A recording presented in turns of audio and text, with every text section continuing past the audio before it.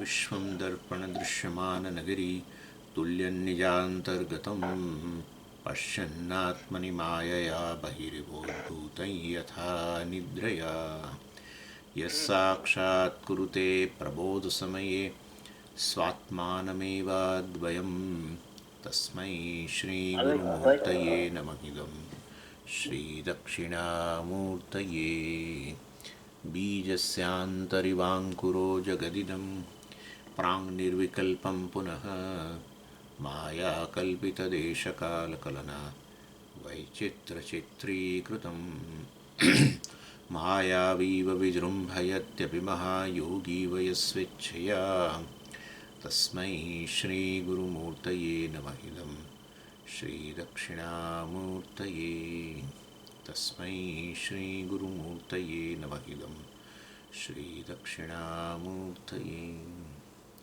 ॐ सहना भवतु सहनौ भुनक्तु सह वीर्यङ्करवावहै तेजस्विनावधीतमस्तु मा विद्विषावहै ॐ शान्तिः शान्तिः शान्तिः सदाशिवसमारम्भां शङ्कराचार्यमध्यमाम् अस्मदाचार्यपर्यन्तां वन्दे गुरुपरम्पराम् ॐ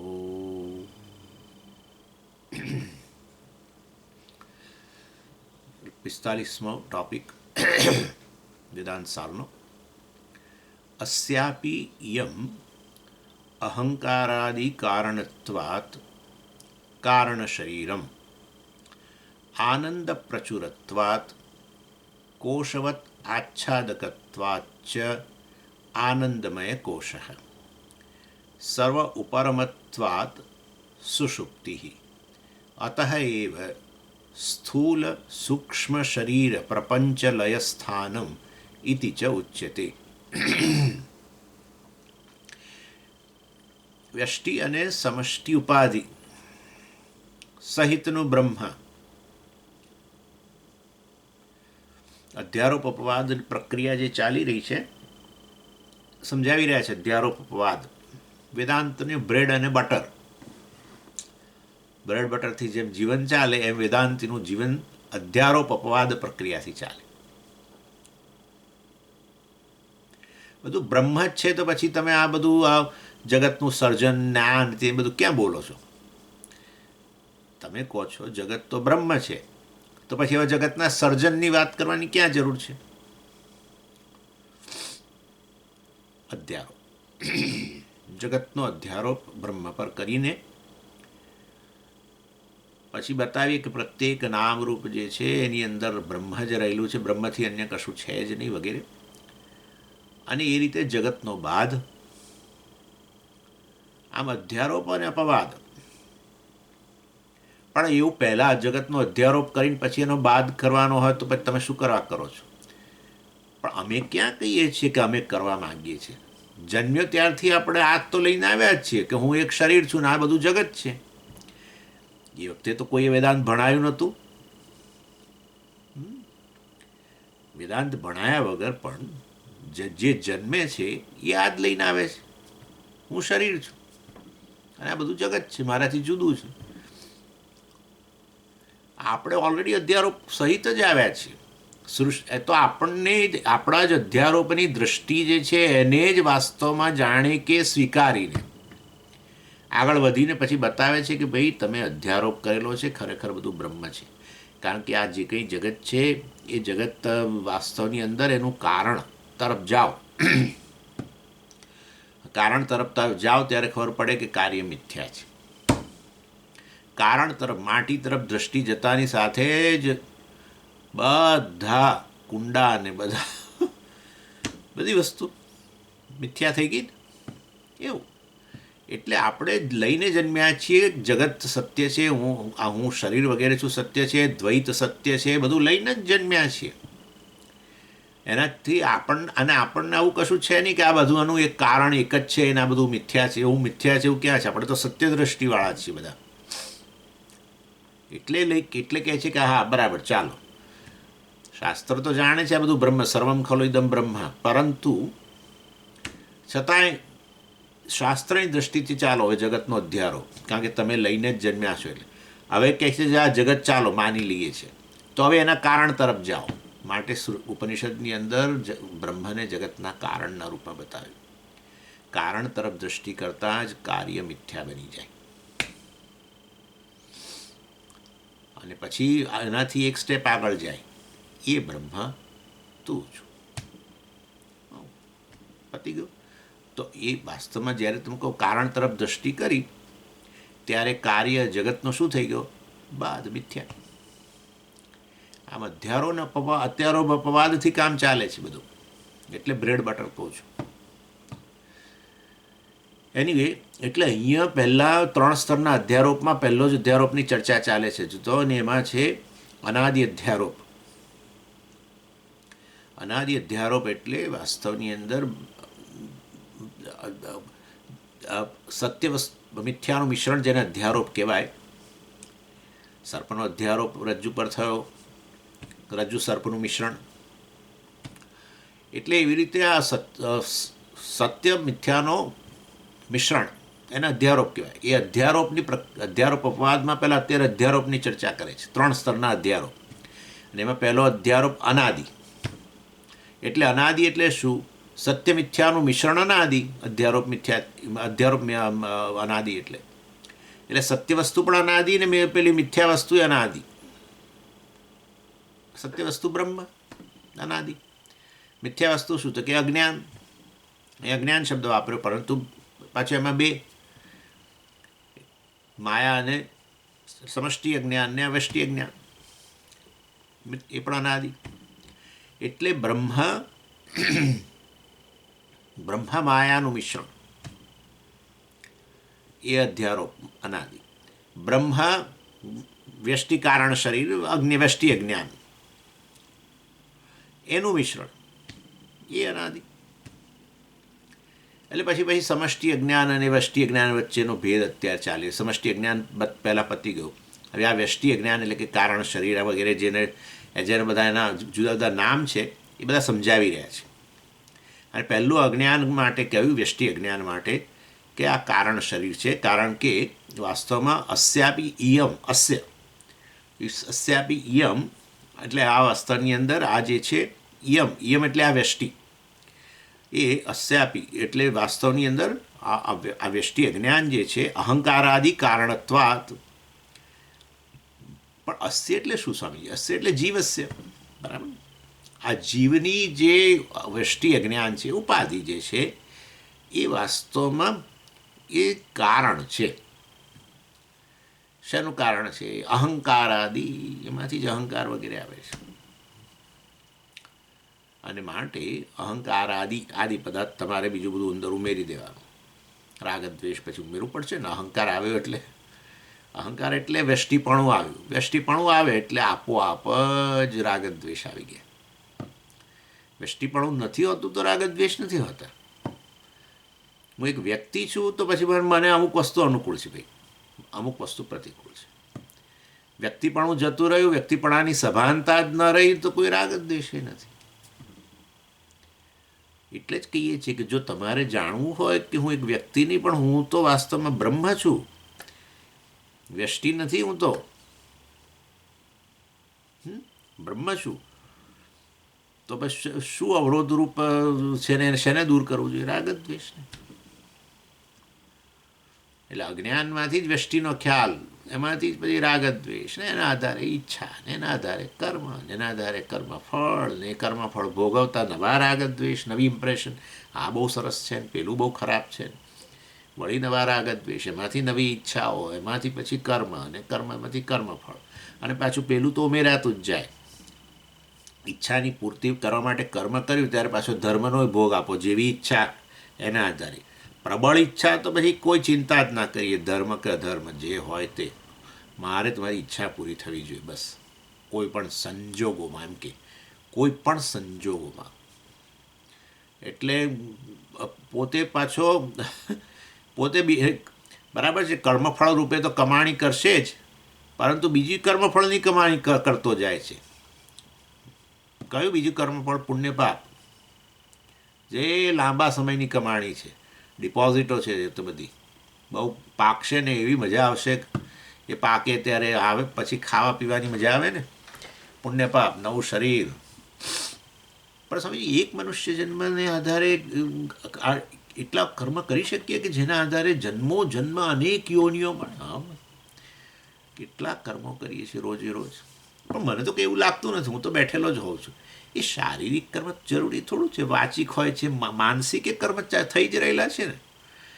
માનસિક રીતે પણ ઘણું થઈ રહ્યું છે. માનસિક રીતે સર્વે ભવંતુ સુખી ન હોય થઈ રહ્યું હોય ને માનસિક રીતે પેલો મારો દુશ્મન છે ને પડે તો સારું. હવે તો એ લપસે ને તો સારું બાથરૂમમાં. એ જોજો સ્વામી એમ આપણે આવી રીતે ઈચ્છીએ. જુઓ આપણે એમ કે જોજો એને છે ને એ ભગવાન એવો પાઠ ભણાવશે ને, એટલે ભગવાન તો ભણાવશે ત્યારે ભણાવશે, પણ આપણને ઈચ્છા છે કે એને પાઠ મળે. એ આ કર્મ છે ભાઈ, માનસ કર્મ જન્મેલું તમારી ફ્રીવિલમાંથી છે, તમારી પસંદગીમાંથી. તમે પસંદગી કરી હોત તો આ વસ્તુ ન પણ બોલ્યા હોત, ન પણ ઈચ્છા હોત. પણ ના, હું તો આ ઈચ્છા કરું છું, બસ તો પછી કર્મફળ થઈ ગયું. પસંદગીને આધારે જે કંઈ કરશો એ વસ્તુ આ આમંત્રણ આપશે, આ પ્રકારના પુણ્ય પાપને.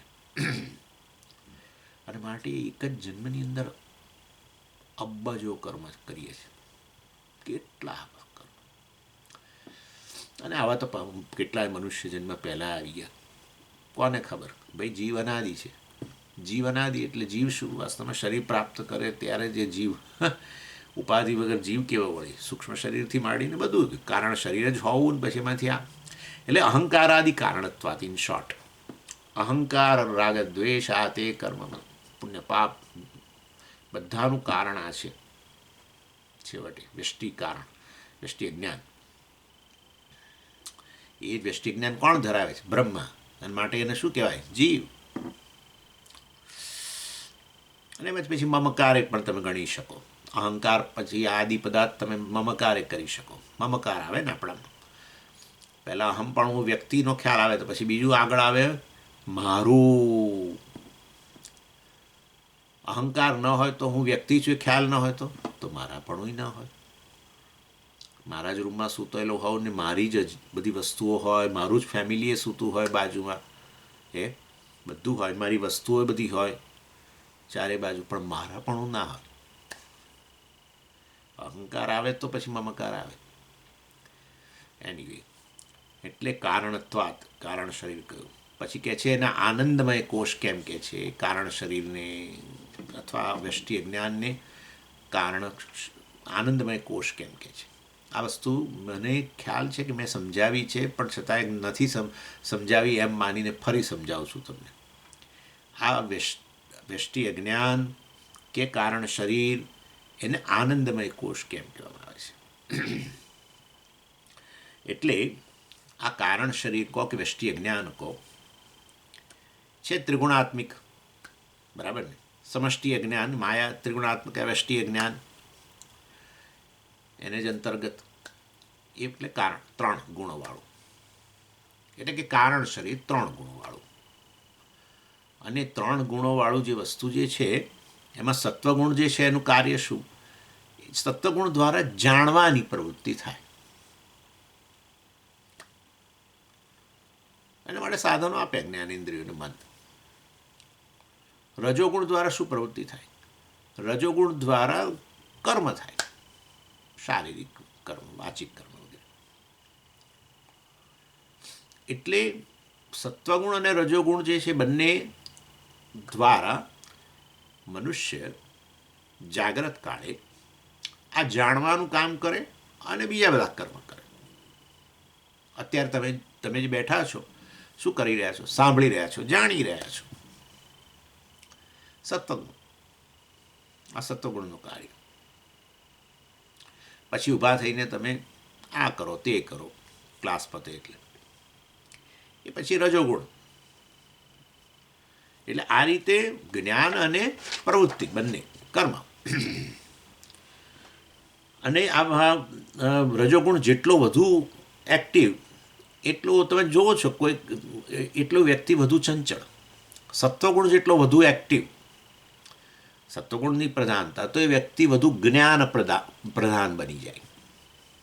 ચંચળતા ઓછી, મતલબ કે બીજી બધી પ્રવૃત્તિઓ છે એના સરખામણીમાં એ જ્ઞાનમાં લાગેલું રહે. આવું જોવા મળે જ છે આપણને. અર્થાત આ જે તે વ્યક્તિ જે છે જે સૂક્ષ્મ શરીર આ પ્રકારનું ધરાવે છે, સ્થૂળે હોય પણ સૂક્ષ્મ શરીર આ પ્રકારનું ધરાવે છે, એ સૂક્ષ્મ શરીર અંતઃકરણ વગેરે એનું એનું કારણ શરીરમાં સત્વની પ્રધાનતા. આમ બધું મલિન સત્વ આપણે હું બતાવું છું તમને, પરંતુ એના પ્રારબ્ધવશાત આ જન્મની અંદર અત્યારે સત્વની પ્રધાનતા હોય બીજા બે ગુણોની સરખામણીમાં. ત્રણેય ગુણો હોય, એક સત્વપ્રધાન વ્યક્તિ એક ડલનેસ લાગે એને, ઊંઘી જાય, તમોગુણની પ્રધાનતા આવે. એ જ્યારે પ્રવૃત્તિ કરે ત્યારે રજોગુણની પ્રધાનતા હોય. ઇન શોર્ટ આ પ્રકારે આપણે જોઈએ છે વ્યક્તિના જીવનની અંદર બે પ્રવૃત્તિ જોઈએ જ છે આપણે જાગ્રત કાળે, જાણવાનું અને બીજા કર્મ કરવાનું. અને એના માટે સાધનો આપ્યા છે, કર્મ કરવા માટે કર્મેન્દ્રિયો આપી છે, મન તો જાણે હોય જ પાછળ બધે, અને જ્ઞાન પ્રાપ્ત કરવું હોય તો સાધનો જ્ઞાનેન્દ્રિયો આપેલી છે અને મન. પછી આ રીતે જ્યારે બંને પ્રવૃત્તિઓ ચાલ્યા કરતી હોય જાગ્રત કાળે, જાણવાનું ને બીજી બધી પ્રવૃત્તિ, જાણવાનું ને પ્રવૃત્તિ, સત્વગુણ એક્ટિવ બને, રજોગુણ એક્ટિવ બને, સત્વગુણ રજોગુણ ચાલ્યા જ કરતું હોય. એમ કરતાં કરતાં બંને થાકે એટલે પછી થાકે એટલે વાસ્તવની અંદર એને એના પર આવરણ લાવી દેવું પડે, એમને શાંત કરી દેવા પડે, બંનેને શાંત કરવા પડે કે જેથી પછી આરામ કરે અને વળી પાછા જાગ્રત કાળે હાજર થઈ જાય. પાછું જાણવાનું કર્મ પ્રવૃત્તિ મતલબ. એટલે આ રીતે વાસ્તવની અંદર સુષુપ્તિ કાળે આ સત્વગુણ અને રજોગુણ બંને દબાઈ જાય. કોણ દબાવે? તમોગુણ.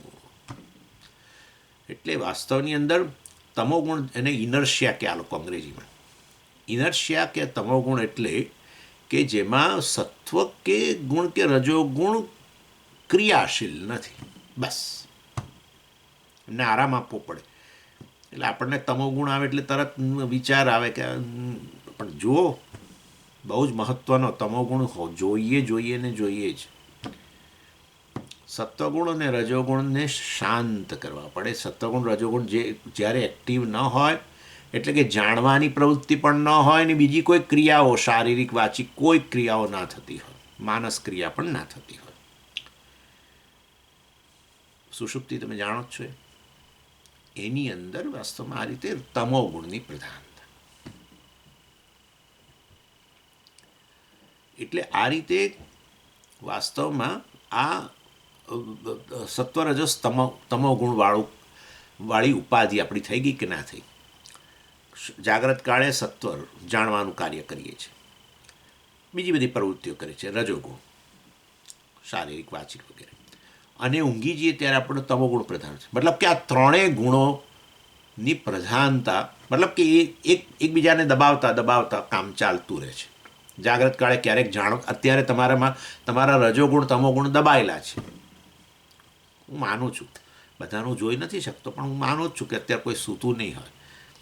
જનરલી ક્લાસની અંદર આમ ક્લાસની અંદર જ ખાસ ઊંઘ આવે અને લોકો કહે ખરા કે તમારો ક્લાસ અમને ઊંઘ લાવે છે, મદદરૂપ થાય છે. એ રીતે તમારો ક્લાસ ઊંઘની ગોળી છે એવું એ હોય, એવું કહેલું છે મને, બહુ હિંમતથી કહેલું છે કોઈ કે, જાણે સ્વામી શું બોલવાનું છે, કશું નહીં. એટલે ઇન શોર્ટ આ સમજો બરાબર. એટલે આપણી ઉપાધિ એવી છે કે જે આ પ્રકારે એક નહીં તો બીજું નહીં તો ત્રીજુંની પ્રધાનતાવાળું છે. અનલાઇક ભગવાનની ઉપાધિ વિશુદ્ધ સત્વ, જ્યાં ક્યારેય રજોગુણ તમોગુણ પ્રધાન બને જ નહીં, કેવળ સત્વની પ્રધાનતા. એટલે નામ આપી દીધું માયા. છે તો ત્રણ ગુણ જ ને, વિશુદ્ધ સત્વ પ્રધાન. ભગવાને એની પ્રવૃત્તિને બધું બોલીએ તો છે, ભગવાનનું સર્વજ્ઞ પણ બોલું ત્યારે પછી વાસ્તવમાં કેમ સત્વગુણ ના થયો જ ને. ભગવાનની બધી પ્રવૃત્તિ આપણે છે આ બધું સર્જન વગેરે કરે છે એવી રીતે કહીએ તો ત્યારે એવું કહેવાય કે રજોગુણની સહાય લઈને જરૂર કહી શકાય.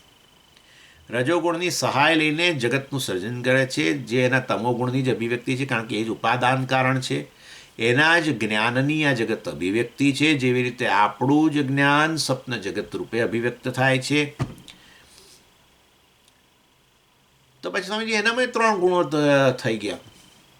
હા, પણ તું વાસ્તવની અંદર એ જ્યારે ઈચ્છે ત્યારે રજોગુણની સહાય લઈને સર્જન કરે અને તમોગુણ રૂપે જગત રૂપે અભિવ્યક્ત થાય. એ બધું પોતાની ઈચ્છા. આપણા સત્વની પ્રધાનતા હોય તો આપણને જાણવાની જ્ઞાન ગમે, પણ તમે જુઓ ઘણીવાર વાંચવા બેઠા કશું મન જ એટલું બધું ચંચળ હોય, તમે બેસી શકો જ નહીં.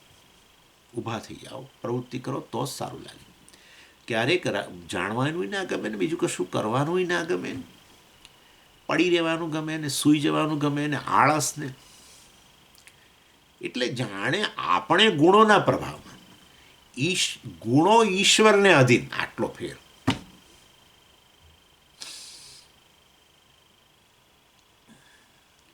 એટલે વાસ્તવની અંદર એની વિશુદ્ધ સત્ય. એટલે ભગવાને કહ્યું કે માયાને, મારી માયાને હું વશમાં લઈને જગતનું સર્જન કરું છું. ક્યાં? 4થા અધ્યાયમાં ભગવાને કહ્યું મારી માયાને વશમાં લઈને. મતલબ એમ પોતાને વશ જ છે. માયા ઈશ્વરની ઉપાધિ છે અને એ ભગવાનને વશ છે. એ માયા ઉપાધિ થકી જ એ બ્રહ્મને આપણે ઈશ્વર કહીએ છીએ. જ્યારે આપણે આ અજ્ઞાન, વ્યષ્ટિ અજ્ઞાન, પેલું સમષ્ટિ અજ્ઞાન કહો માયા, આપણે વ્યષ્ટિ અજ્ઞાનને વશ છીએ. એટલે જેવો ગુણની પ્રધાનતા હોય એના આધારે મનમાં જે આપણા વૃત્તિઓ ઉત્પન્ન થાય, એ વૃત્તિઓને આપણે અધીન છીએ. એટલે આપણે કહીએ છીએ અત્યારે મને કંઈ જાણવાની કે કશું કરવાની ઈચ્છા નથી, ચાલો આપણે ચાલવા જઈએ, મને કંઈ ઈચ્છા નથી. એટલે આપણે વશ છીએ ને, ઈચ્છા નથી એટલે મનમાં મનની વૃત્તિ નથી એવી પ્રકારની અત્યારે. એની બસ બહુ થઈ ગયું. એટલે આ સુષુપ્તિની અંદર બંને ગુણો, એટલે તમે હું બધું સરખાવું છું, સુષુપ્તિ, કારણ શરીર, આનંદમય કોષ.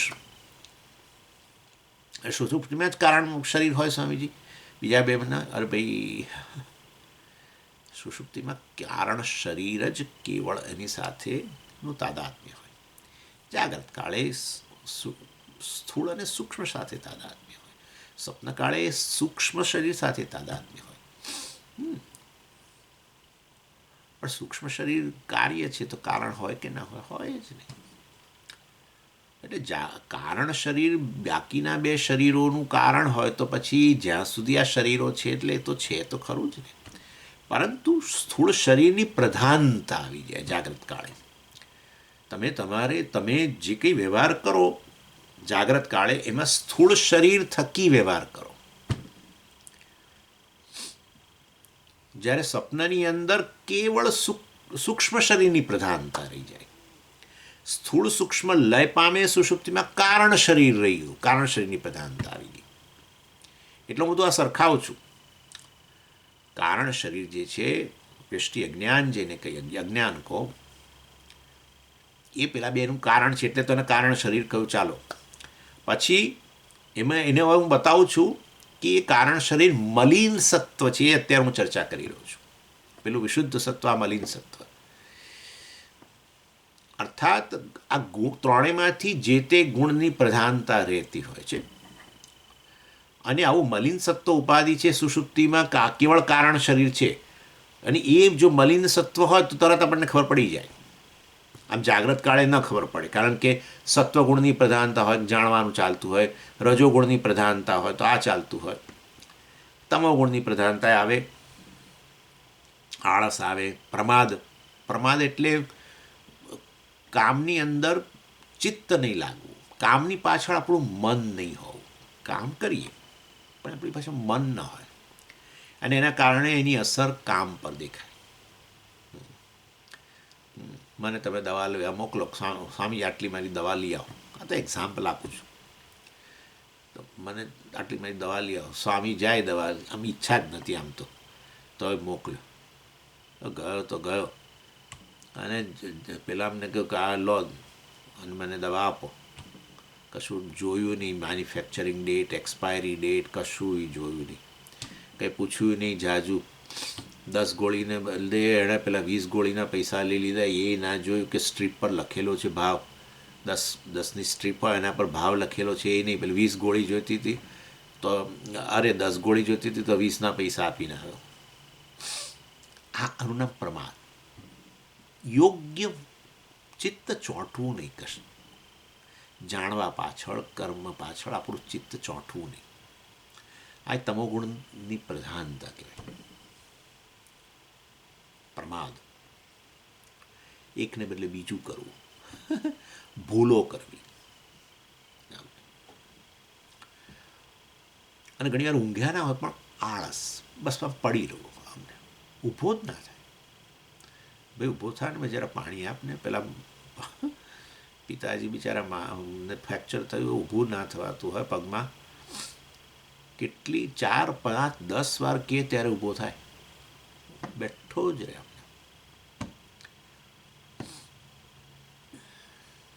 એનીવે, ઇન શોર્ટ કહેવાનો આશય એવો છે, એટલે જાગ્રત સ્વપ્નમાં કંઈ ખબર નથી પડતી કે હવે કારણ શરીર મલિન સત્વ પ્રધાન જ મારી ઉપાધિ છે. પણ સુષુપ્તિમાં તો હવે પેલા 2 શરીરો ગયા છે, હવે કારણ શરીર સાથે જ તાદાત્મ્ય છે મારું. એ કારણ શરીર આવું મલિન સત્વ છે, મારી ઉપાધિ મલિન સત્વ છે, એ સુષુપ્તિ દ્વારા ખબર પડી ગઈ. અને કેવી રીતે? તો કે જુઓ, રજોગુણ શાંત થઈ ગયો છે, બરાબર છે, અને સત્વગુણ છે મહદઅંશે શાંત થઈ ગયો છે, કારણ કે જાણવાની પ્રવૃત્તિ બધી પૂરી થઈ ગઈ છે એક્સેપ્ટ 1. સુષુપ્તિમાં અજ્ઞાન અને આનંદનો અનુભવ થયો એવું મને ખબર છે. જાગું ત્યારે કહું બરાબર છે, પણ મને એ આટલી તો ખબર છે કે મેં સુષુપ્તિમાં બીજું કશું નહોતું, અને મને કશું જ્ઞાન નહોતું, અને મને આનંદનો અનુભવ થયો, આટલી તો મને ખબર છે. આટલું જ્ઞાન છે.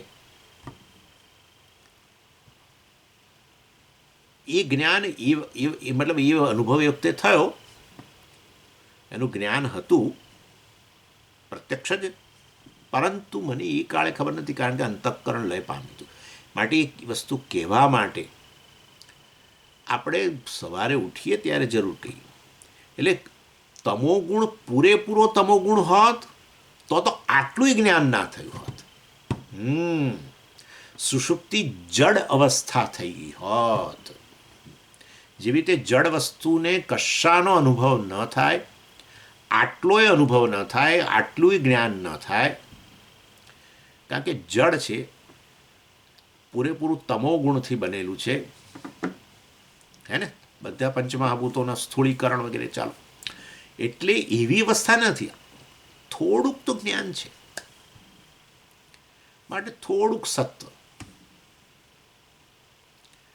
રજોગુણ સંપૂર્ણ શાંત, અને બાકી તો તમોગુણ, અજ્ઞાન વગેરે. એટલે આ રીતે વાસ્તવની અંદર, એટલે તમે કેવી અવસ્થા કહેવાય? મલિન સત્વ કહેવાય. સત્વ જેની અંદર વાસ્તવમાં તમોગુણ મિશ્રિત છે, તમોગુણની પ્રધાનતા છે, એવું સત્વ. રજોગુણ તો શાંત થઈ ગયેલો છે, એટલે એને મલિન સત્વ ઉપાધિ કહેવામાં આવે છે.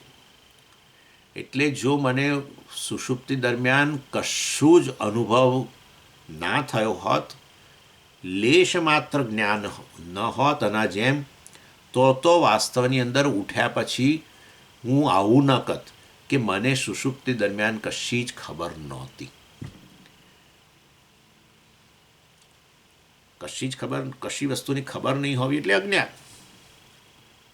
એટલે અજ્ઞાન કે ની પ્રધાનતા છે, બરાબર છે, પરંતુ આટલી તો ખબર છે કે મને કશી ખબર નહોતી. સમજાય છે હું શું કહું છું? જો મને આટલી ખબર ન હોત તો ઉઠ્યા પછી હું આવું ન કત કે મને ઊંઘ દરમિયાન કશી જ ખબર નહોતી. માટે જરૂર આટલું તો જ્ઞાન થાય છે, માટે સત્વ થોડુંક હાજર ખરું, બાકી તો તમોગુણનો પ્રભાવ છે. માટે વાસ્તવની અંદર પણ રજોગુણનો પ્રભાવ નથી એવું તમે કહી દે. રજોગુણનો પ્રભાવ તો પછી મનની પ્રવૃત્તિ થવી જોઈએ. કંઈ પણ પ્રવૃત્તિ, કલ્પનાઓ થવી, પછી લાગણીઓ જાત જાતની શરૂ થવી, કામ ક્રોધ વગેરે હોવું, આ બધી રજોગુણ, મનની પ્રવૃત્તિ રજોગુણ. કામ ક્રોધ બધું રજોગુણનો પ્રભાવ. બીજી બધી કલ્પનાઓ કરવી, યાદ કરવું, મન શાંત થઈ ગયું છે, મનની પ્રવૃત્તિ નથી, એટલે રજોગુણ નથી. રજોગુણ શાંત, તમોગુણની પ્રધાનતા, થોડું સત્વ. માટે આવું કારણ શરીર, સુષુપ્તિમાં રહેલું કારણ શરીર, બીજું કોઈ બે શરીરો તો શાંત થઈ ગયેલા છે. સુષુપ્તિમાં રહેલું જે કારણ શરીર જે છે એ મલિન સત્વ પ્રધાન છે.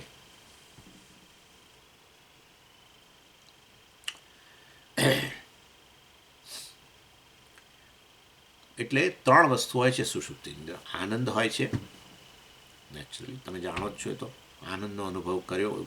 સુખમહમ અસ્વાપ્સમ, હું સુખેથી સૂતો, મને બહુ સારી ઊંઘ આવી. તમે જ્યારે કહો ને આઈ સ્લેપ્ટ વેલ, એ વેલનેસ હેપીનેસ છે. હું આનંદથી સૂતો એવું કદી વાર ના, ઘણી વાર એમ કહું મને બહુ સારી ઊંઘ આવી. એ સારું આનંદ બતાવે છે. અંગ્રેજીમાં વેલ કહીએ આપણે, સ્લેપ્ટ વેલ આવું કહેતા હોય છે. એટલે ત્રણ વસ્તુ છે સુષુપ્તિમાં. આનંદ છે, અજ્ઞાન છે, અને મિનિમમ નોલેજ છે, મિનિમમ જ્ઞાન. કશું ખબર નથી એવું જ્ઞાન, અથવા સુખનું જ્ઞાન, સુખનો અનુભવ, સુખ એટલું જ્ઞાન થાય છે. તદ્દન જડ વસ્તુ હોય, પૂરેપૂરો તમો ગુણ જ હોય તો લેશ માત્ર અનુભવ ન થાય. અને લેશ માત્ર અનુભવની.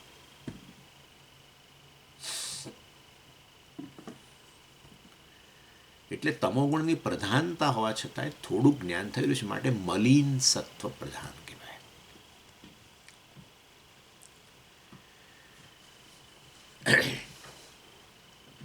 અજ્ઞાન છે ને કારણે તમોગુણને કારણે ત્રણ વસ્તુ કહી ને, સુખ, અજ્ઞાન અને થોડું જ્ઞાન.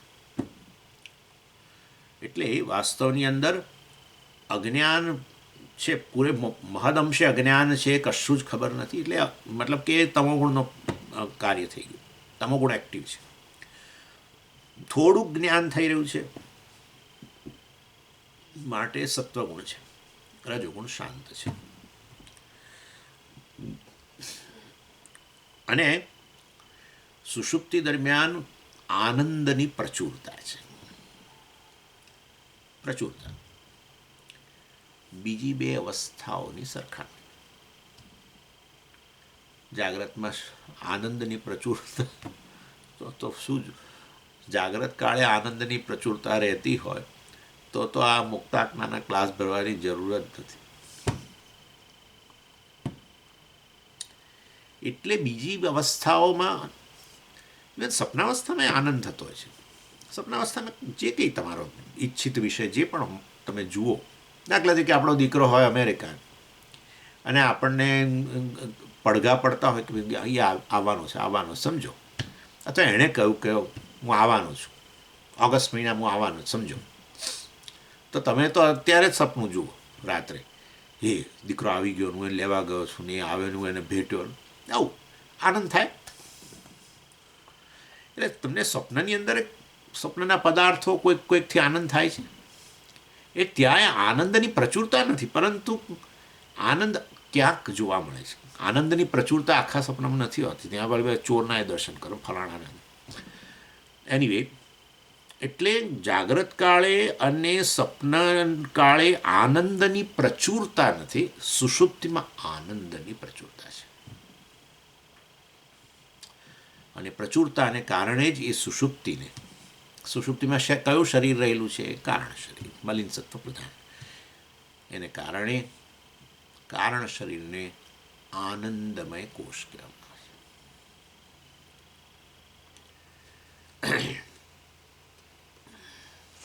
બીજી અવસ્થાઓમાં આનંદની કોઈ ગેરંટી નથી નથી કોઈ ગેરંટી નહીં.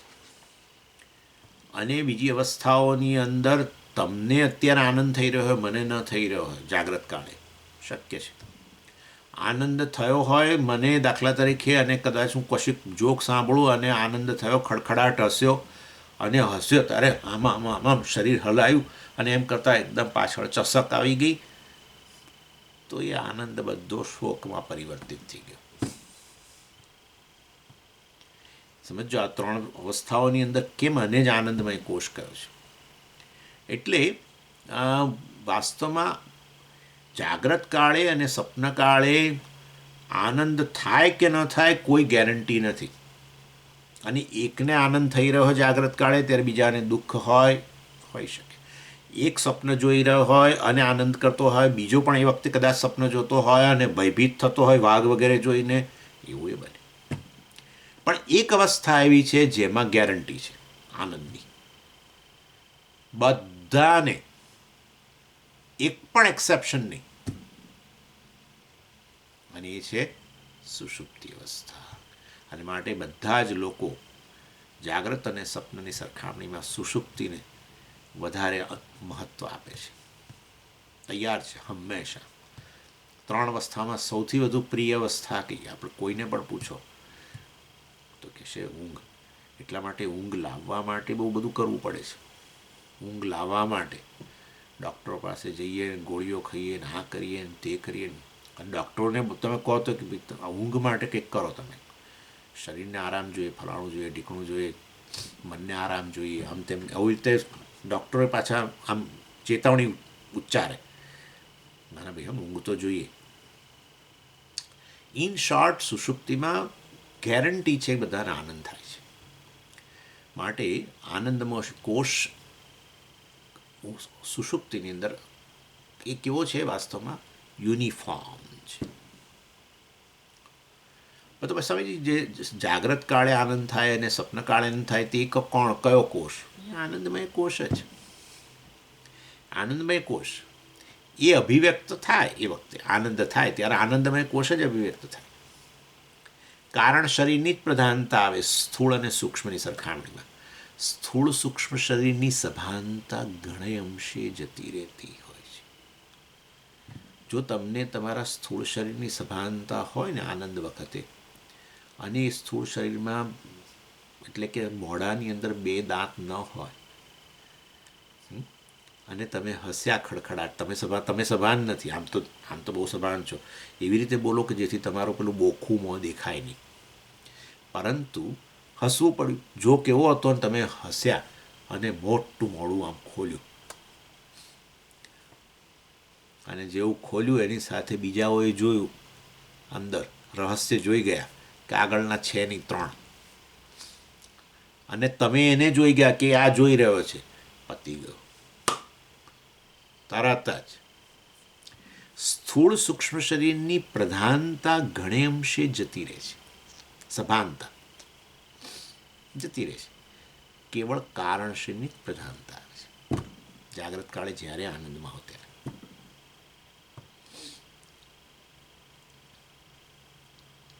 એટલે અને એ આનંદ, અખંડ આનંદનો જે સુષુપ્તિમાં બધાને અનુભવ થાય છે, એ જાગ્રત અને સ્વપ્નની અંદર તમે જુઓ તો જરા તારતમ્યવાળો જણાય છે. એ તારતમ્યવાળો જે જણાય છે એનું કારણ વાસ્તવમાં એ આનંદમાં તારતમ્ય નથી. આનંદમય કોષ જેમાં આનંદની જ પ્રચુરતા છે, મતલબ કે એમાં આનંદમાં કોઈ તારતમ્ય નથી, વધારે ઓછું એવું નથી. બધાને એક સરખો આનંદનો અનુભવ સુષુપ્તિમાં થાય છે. તમને ક્યારે સુષુપ્તિમાં એવું કશું નથી થતું કે હવે અત્યારે વધારે આનંદનો અનુભવ થયો છે, પછી પાછું સુષુપ્તિ ચાલુ, ગાઢ સુષુપ્તિ, પણ છતાં હવે ઓછો આનંદ, આવું નથી હોતું, એક સરખો. તો પછી વાસ્તવમાં જો સમજીએ, એ જ આનંદમય કોષ જાગ્રત કાળે પણ જ્યારે આનંદ હોય ત્યારે અભિવ્યક્ત થતો હોય, તો એમાં તારતમ્ય કેમ જોવા મળે છે? ક્યારેક ઓછો આનંદ હોય છે આપણને, ક્યારેક થોડો વધારે હોય છે આનંદ જાગ્રત કાળે, ક્યારેક થોડો મધ્યમ પ્રકારનો હોય છે, હે ને, જોવા મળે જ છે. ક્યારેક હર્ષથી ઘેલા થઈ જઈએ છીએ એકદમ, ક્યારેક આમ સ્મિત આપીએ, ક્યારેક થોડું વધારે હસીએ.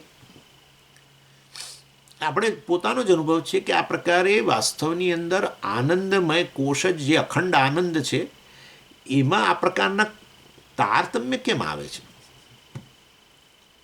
એનું કારણ આનંદમય કોશ નહીં, પરંતુ એનું કારણ પેલી વૃત્તિઓ.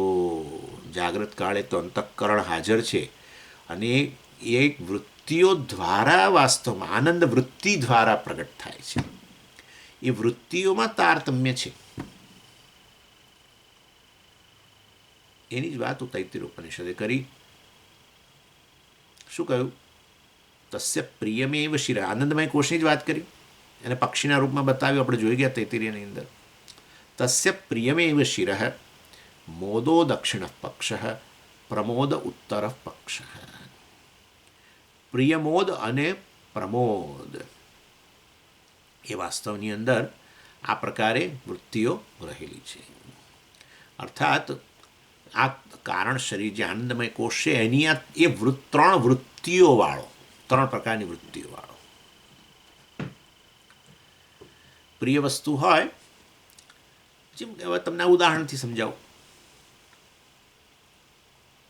સવારે ઓફિસ જતા હોય એ વખતે જ પત્ની કે આજે જરા તમે આજે તમારું ટિફિન નથી બનાવ્યું. કેમ? કે આજે આપણા લગ્નની તિથિ છે અને માટે તમે ઘરે જમવા આવજો અને હું રસપૂરી બનાવવાની છું, રસપૂરી ઢોકળા. અને આ જાણી જોઈને બનાવવાના, કારણ કે આ ભાઈને બહુ ભાવે છે, એ જ બનાવે ને. બસ આટલું સાંભળતાની સાથે જ જે અંદર આવ્યું એ પ્રિય વસ્તુ, આનંદ. પ્રિય, એને પ્રિય વૃત્તિ કહેવાય. આનંદ થયો. પછી આવ્યા ઘરે આવે ત્યારે પૂરી તળાતી, તેનો આમ સુગંધ આવી અને પત્નીએ પેલું ડાઇનિંગ ટેબલમાં બધું તૈયાર કર્યું છે, થાળી. અને આ ભાઈ બેસી ગયા અને થાળીમાં બધું પીરસાયું, રસ ને આ ને તે બધું. હવે પેલો જે સવારે જતી વખતે સાંભળ્યું ને જે આનંદ હતો એના કરતાં વધારે છે કે ઓછો? વધારે જ હોવાનો છે. જુએ જ સામે. એટલે ઈષ્ટ દર્શનમ સુખમ બે રીતે કહી શકાય. ઈષ્ટ દર્શનમ સુખમ પ્રિયમ. ઈષ્ટના દર્શન થવા એટલે અંતઃકરણની અંદર દર્શન કર્યા, એણે આમ રસપુરી વગેરે શબ્દો સાંભળ્યા એટલે શબ્દોનો અર્થ પ્રગટ થયો ને. ઈષ્ટ દર્શનમ સુખમ પ્રિયમ. ઈષ્ટ ગ્રહણજમ સુખમ મોદ. ઈષ્ટ દર્શનજમ પ્રિયમ. ઈષ્ટ દર્શનજમ સુખમ પ્રિયમ. દર્શનજમ ઈષ્ટના દર્શનથી અંતઃકરણની અંદર ઈષ્ટ વસ્તુ, ગમતી વસ્તુના દર્શનથી જે સુખ જન્મે એને પ્રિય કહેવાય. ઈષ્ટ ગ્રહણજમ સુખમ. ઈષ્ટનું ગ્રહણ થવું, સામે તમારી થાળીમાં છે ગ્રહણ. ગ્રહણનો અર્થ અહીંયા પ્રાપ્ત કરવું. પ્રાપ્ત કરવું એટલે અહીંયા આંખોથી જોવું. બિલકુલ પેલું તો મનમાં જોયું હતું સવારે, અત્યારે તો તમારી સામે જ આમ જુઓ છો. વધુ આનંદ થવાનો છે. એને મોદ કહેવાય. અને ઈષ્ટ ભોગજમ સુખમ પ્રમોદ. ઈષ્ટ વસ્તુના ઈચ્છિત વસ્તુના, ગમતી વસ્તુના ભોગથી જે જન્મે એ પ્રકારનું સુખને શું કહેવાય? પ્રમોદ. તમે જાણો જ છો. હવે એ જ પછી જ્યારે થાળીમાં છે ને પછી હાથમાં લઈને મોંમાં મૂકતાની સાથે જે જન્મે છે આનંદ, એ પેલા બે આનંદની સરખામણીમાં વધારે જ છે.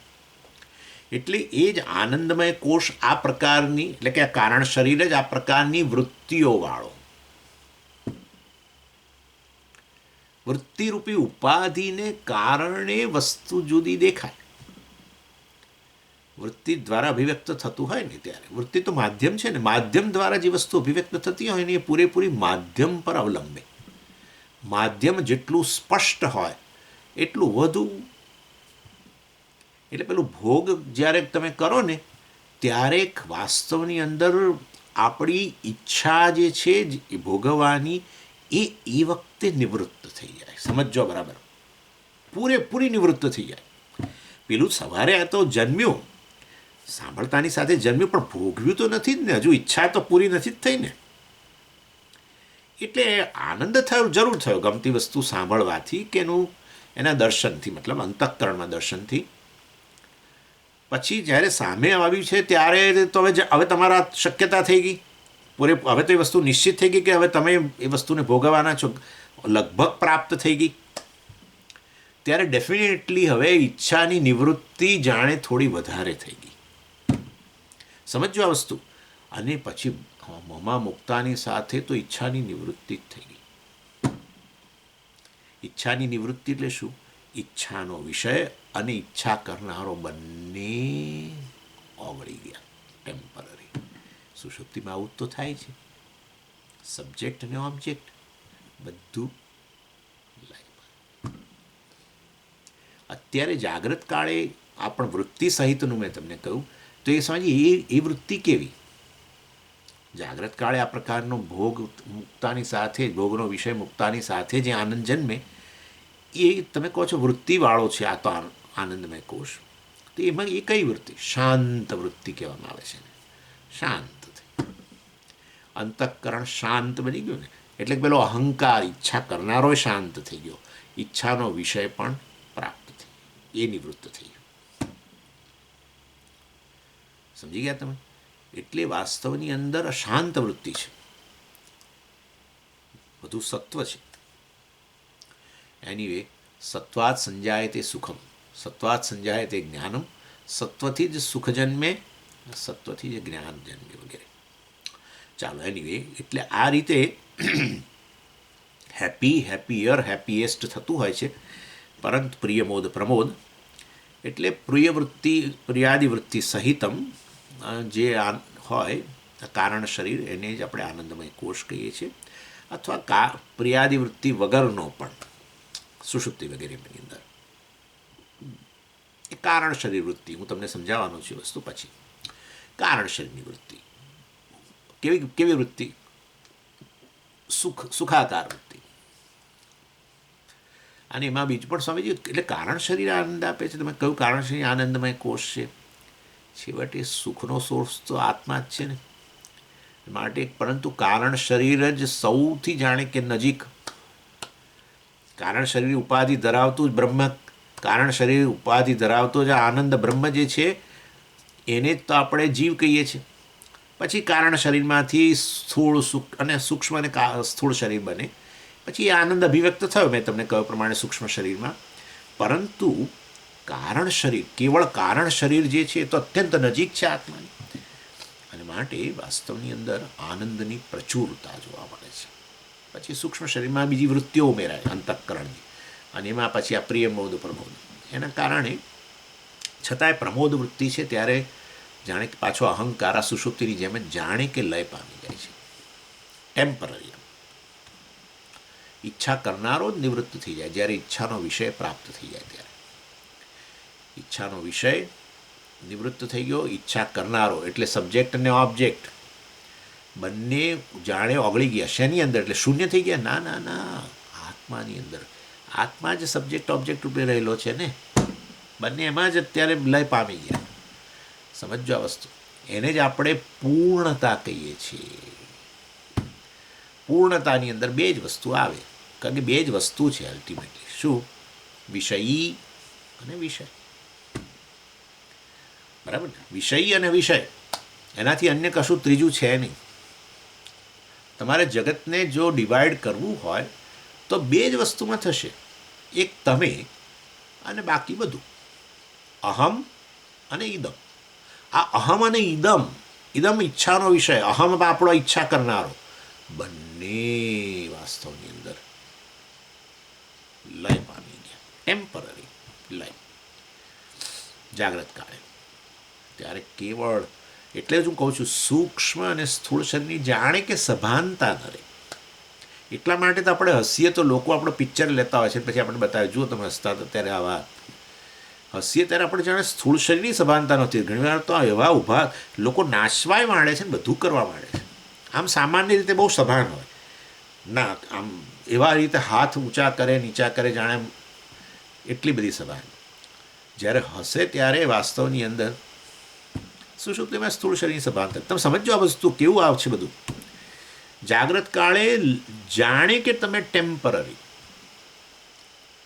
તમારી સભાનતા સહિત વાસ્તવમાં જાણે કે આ બે શરીરો લય પામી ગયા. અંતઃકરણ અહંકારે લય પામી ગયો, સ્થૂળ શરીર સાથેનું તાદાત્મ્ય છૂટી ગયું, સૂક્ષ્મ શરીર સાથે જાણે તાદાત્મ્ય છૂટી ગયું ટેમ્પરરી. કેવળ કારણ શરીર પ્રધાનતા.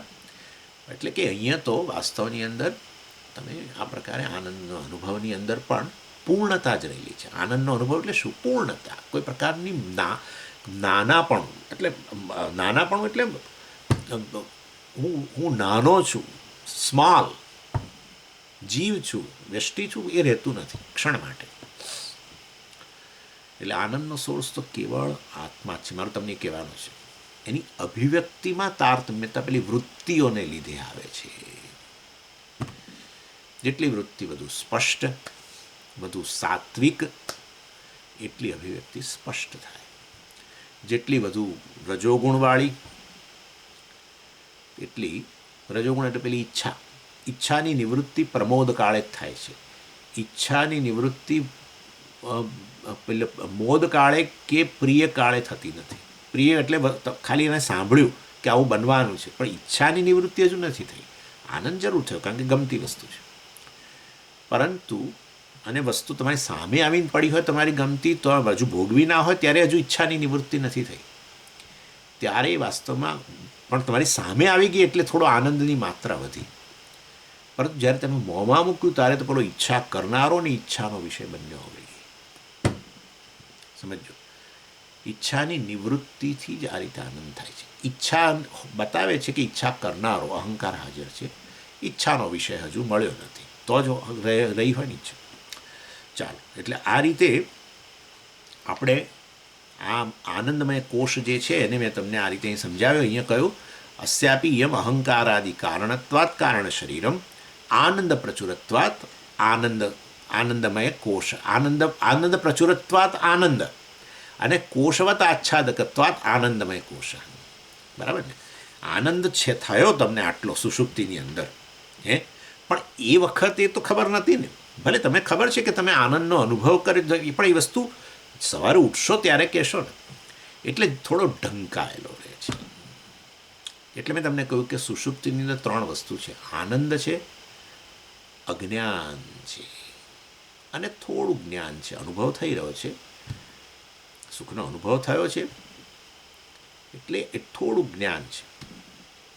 સુખનો અનુભવ, સુખનું જ્ઞાન થોડું થયું છે, પરંતુ એ સવારે તમે કહેશો. પરંતુ આ પેલી અજ્ઞાન એટલે વાસ્તવમાં આવો આનંદનો હું અનુભવ કરી રહેલો છું એ વખતે જાણે ઢંકાઈ ગયું તમોગુણની પ્રધાનતાને કારણે, અજ્ઞાનની પ્રધાનતાને કારણે. અને માટે આ કારણ શરીરને આનંદની પ્રચુરતા તો ખરી, પણ કોષ પણ કહેવામાં આવ્યો. કોષવત આચ્છાદકત્વ, જાણે પેલું મ્યાન તલવારને ઢાંકી દે એવી રીતે જાણે કે અણે આ આનંદની પ્રચુરતા જે છે એને જાણે કે ઢાંકી દીધી. પૂરેપૂરી ઢાંકી દીધી હોત તો મને આનંદનો અનુભવ થયો છે એવી એ ખબર ના હોત. સમજી ગયા તમે? એટલે આનંદનો અનુભવ થઈ રહ્યો છે મને એ વસ્તુનું જ્ઞાન અનુભવ થયો. ભલે સવારે ઉઠું ને અંતઃકરણ જાગ્રત થાય ત્યારે પછી હું કહું કે મને આનંદનો અનુભવ થયો. વૃત્તિ પછી આ હોવી જોઈએ, એ વસ્તુ સ્મૃતિ વૃત્તિ હોવી જોઈએ, ત્યારે કહો તમે. પણ સ્મૃતિ છે એ જ બતાવે છે કે તમે એ વખતે અનુભવ કર્યો પૂર્વમાં. સ્મૃતિ એ જ વસ્તુની હોય જેનો તમે પૂર્વમાં અનુભવ કર્યો. એટલે એટલે એ રીતે વાસ્તવની અંદર અને આનંદમય કોષ પણ એટલે જ કહેવામાં આવે છે કે જેને કારણે વાસ્તવમાં આ બધું ઢંકાયેલું છે.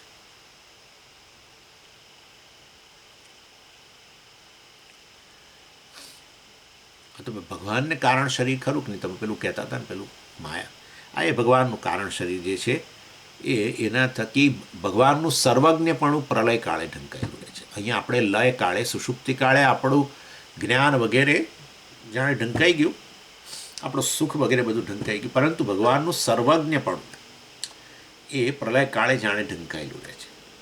એટલે હું સર્વજ્ઞ છું એવું ના, મતલબ કે ભગવાન જ્યારે પોતાના જ્ઞાન સાથે તાદાત્મ્ય કરે એટલે સર્જન શરૂ થયું. એને જ એવું કહેવામાં આવ્યું કે ભગવાને તપશ્ચર્યા કરી. યસ્ય જ્ઞાનમયમ તપઃ, મુંડકોપનિષદમાં કહ્યું કે જેનું ભગવાને સૃષ્ટિકાળે તપશ્ચર્યા કરી. તપશ્ચર્યા એટલે આપણે જોઈ ગયા, તપ આલોચને એટલે કે વિશ્લેષણ કર્યું, અર્થાત પૂર્વ સૃષ્ટિ તરફ નજર કરી, અર્થાત પોતાનું જ્ઞાન. સૃષ્ટિ એટલે જ્ઞાન, સૃષ્ટિ એટલે જ્ઞાન, બીજું કશું મટીરિયલ નહીં, જ્ઞાન.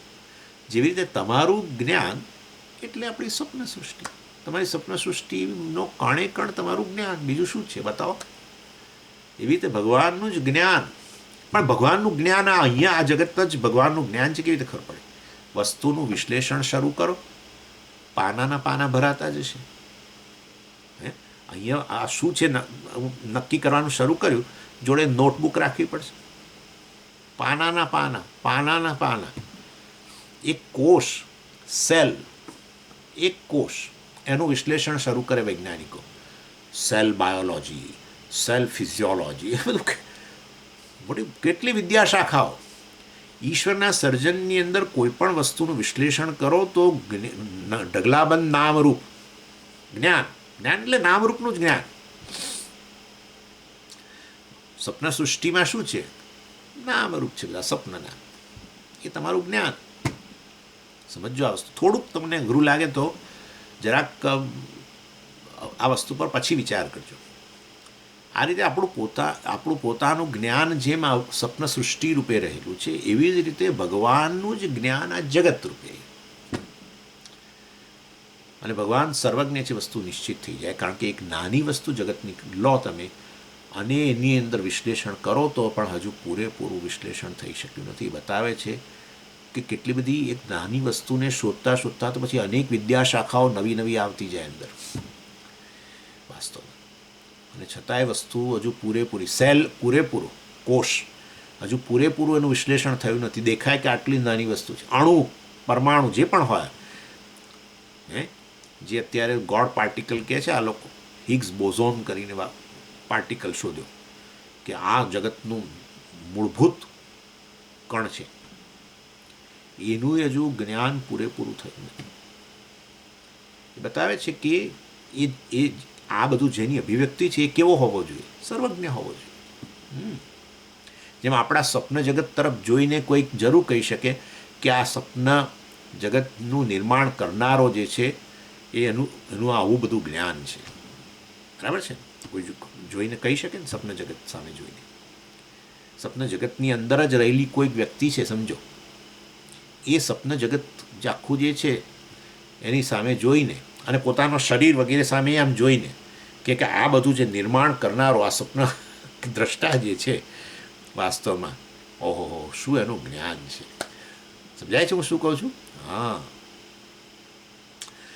એટલે આપણું જ જ્ઞાનની અભિવ્યક્તિ. જ્ઞાન હોય તો ચૈતન્ય હોય જ. માટે બધું જ સમગ્ર સ્વપ્ન જગત જે છે એનું અસ્તિત્વ અને એનું જળહળ થતું એનું જ્ઞાન થઈ રહ્યું છે, તો એની પાછળ શું હોવું જોઈએ? ચૈતન્ય. એનીવે, એટલે ભગવાન જે છે જે વાસ્તવમાં બ્રહ્મ, એની જ વાસ્તવમાં આ સર્વજ્ઞપણું, માયા, એની આ અભિવ્યક્તિ એ જ આ જગત છે.